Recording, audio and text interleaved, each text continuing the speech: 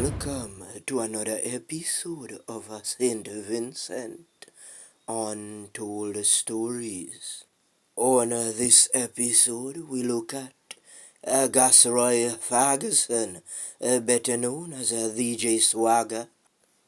Sad news broke out this morning that DJ Swagger was hit with several metals across the body and sent to the graveyard. It is alleged that two men were hit with metals. One passed away and one was sent to the hospital. Big ups to all of my subscribers. And if you are new to the channel, please remember to hit the subscriber button, the like button, and the bell icon if you wish to see more videos like these. The name DJ Swagger rose to the forefront when he was a young upcoming promising DJ on the radio station Hot 97.1, owned by one Luke Boy. Most upcoming DJs dream about two things. They dream about getting the chance to play on a popular radio station and to travel the world with a big celebrity.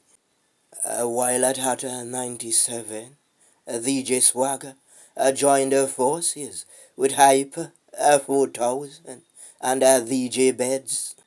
And just like that, the hyperactive movement was formed. These men were bad like 10,000, skilled. You ever heard Vibes Cartel song? Full of skill like a Messi Shoemaker. These men were so skilled that they were hired 7 nights of the week. And one thing is for certain, they did not promote any type of criminal activity or any type of violence. They were always clean, promoting songs, defending the ladies, always would put you in a vibe, a party chance. One time I was listening to Hot 97, and the guy from St. Lucia called in, and Swagger was juggling. And the man said, Swagger, you're bad, bad, bad, bad, bad, bad, bad, bad, bad, bad, bad. Can't even explain how bad you be. In the mountains with your St. Vincent. And we just have to get up and dance. You see, Luke boy is as smart as you that recognizes a talent. Some of the best DJs across St. Vincent got their first opportunity working at Hot 97.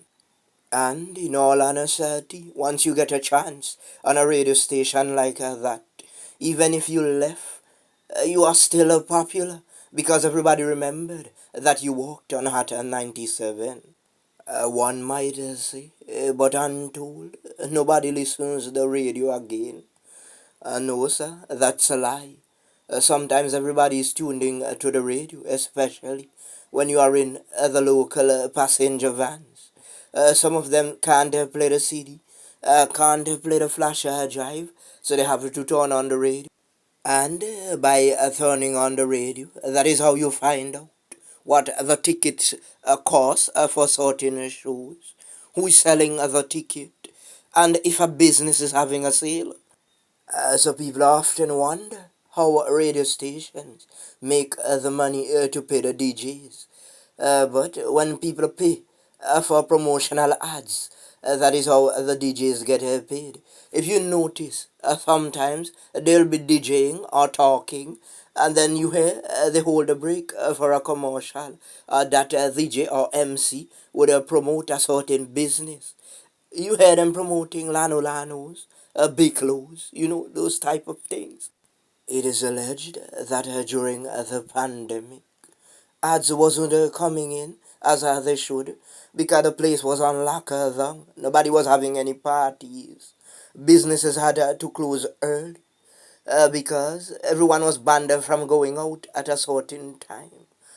So who'd want to pay for ads? And no party was happening. So it is alleged that one boy offered his employees a pay cut, but some employees said no, we can't take a pay cut. That's against the rules. But you know how life is. It was not Luke Bowie's fault. It was the way the economy was going at the time. Because you can't pay a full salary if you are not making the full money that you should. At the time, only two places were holding parties. It was at the geothermal project. Do you remember when they were drilling for assorting permeable energy? What they said they did not find? It was up there that a lot of parties were being held because it was far off the main road. And even though the police came and they turned off the sound system, by the time they got her back down to the station, music started to blast again. People came from as far as Leeward. They had a lot of van stops, you know. People came, they sold their drinks. Pot was cooking every day. No one was afraid of the pandemic. And on Fridays, they would have parties at the popular Africano disco. It is alleged that the first time when the party was held, the police came to turn off the music. Battles started to come from every direction, left, right, and center. The police had to call for backup. One eyewitness said that one of the police called one of the big authorities who warned them to come out as quick as possible. He said, these men in this village has destroyed a transporter before. Do not go up there again and interfere with the music. If you think that Untold Stories is lying, ask anybody about South Shivers. No matter how bad you are, no matter how big your chest hurt is, you cannot go in there and violate anyone. The entire village would come out and beat you.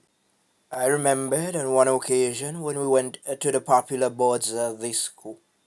Boy, a man had violated a woman by putting his hand in her face, and she retaliated by calling her entire family. Boy, clack, clack, when the smoke was cleared, the man came out with several bus heads. That is one area that nobody wants to go and violate.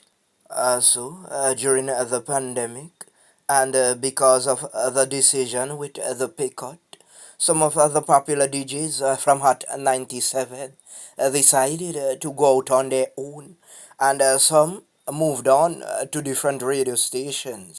But you see, Hyper was very smart. During his time at Hot 97, he was having his own parties and promoting the Hyperactive movement.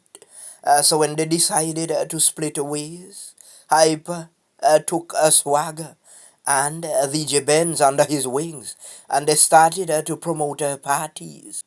But you see, they had gained a lot of skills from Hot 97, so they were easily accepted by other radio stations.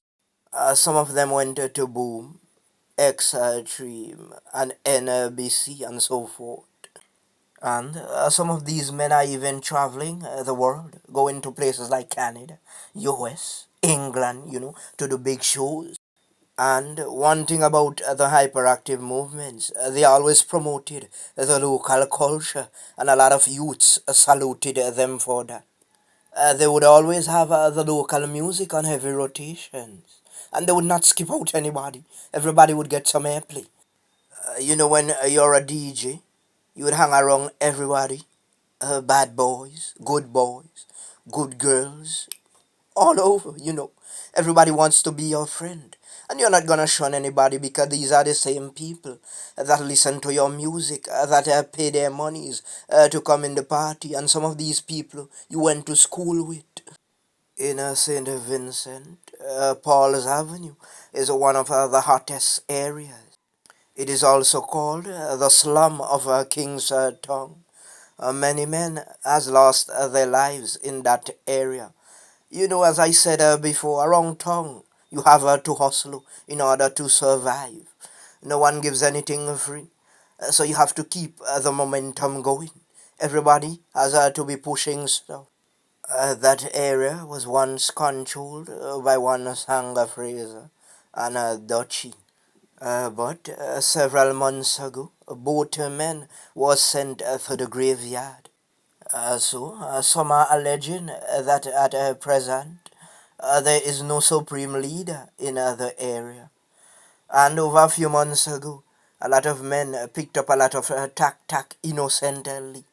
At one time, a group was having a cookout when unknown assailants ran in and just started to beat the machines, and several people were caught up in the crossfire. One might say, well, Untold, why isn't the police present in that area? Who says they are not present? But men are depending on a certain time to do certain acts. News broke out this morning that DJ Swagger was sent to the graveyard in the Paul's Avenue area. The news is very sketchy right now, so we don't want to add anything to it. Boy, this is a story that rocked the entire nation. At Untold Stories, we want to say condolences to the family of DJ Swagger and the Hyperactive movement. I know these guys very well, and I know it is a very hard situation to deal with. Someone who heard when the popo was beating off said that it sounded like the same machine that was used when the innocent people were caught up in the crossfire, and that same machine was used on VJ Swag. Once again, we are asking all the rude boys to put the machines down. When you rise the machine, you are leaving families to mourn.